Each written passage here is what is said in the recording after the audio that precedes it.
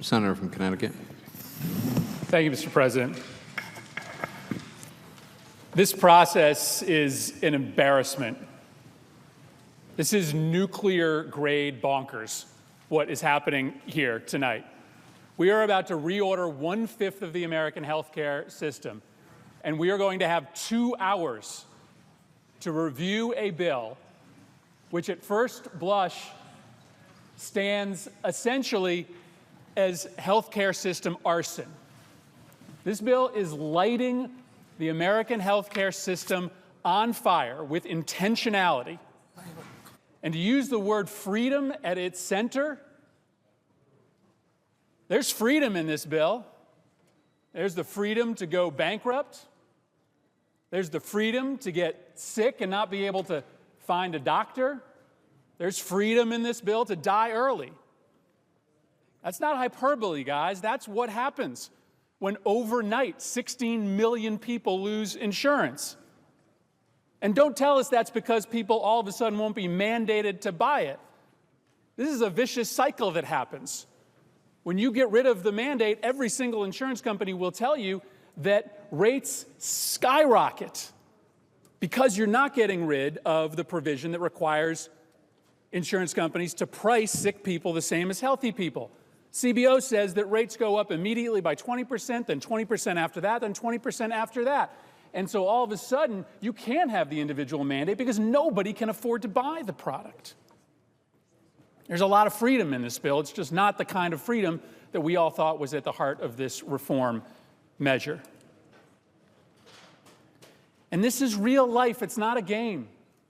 I know lots of members on the Republican side are voting for this because they've got some promise that even though this bill is terrible and everybody admits it doesn't solve any problems, it'll get to a forum in which the problems can be truly solved. That's gamesmanship. That's not senatorial. That's not what this place was supposed to be. This was supposed to be the great deliberative body where we solved big problems. And this bill surrenders to the House of Representatives. And let's just be honest about what's going to happen when this bill gets to the House. Maybe there will be a conference committee, but it won't resolve any of the problems that have been inherent in the Republican conference here in the Senate. In fact, those problems will get worse because you will inject the Freedom Caucus into a Republican conference here that alone wasn't able to come to a conclusion. They'll argue for a couple weeks, maybe a month, and then the House will decide to proceed with a vote on this bill.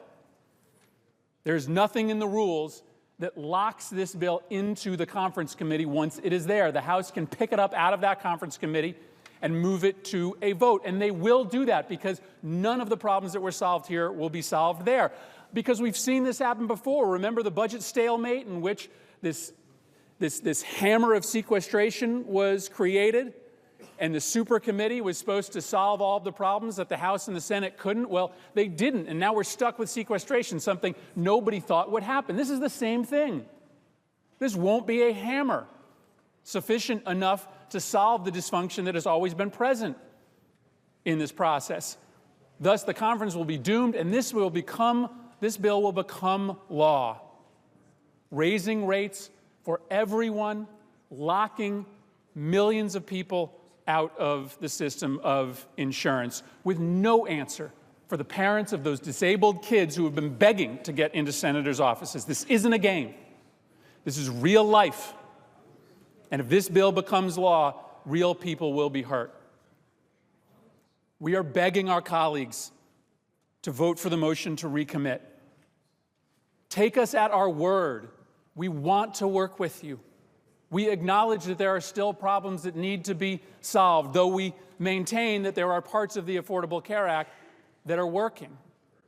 What if we owned the problem and the solution together?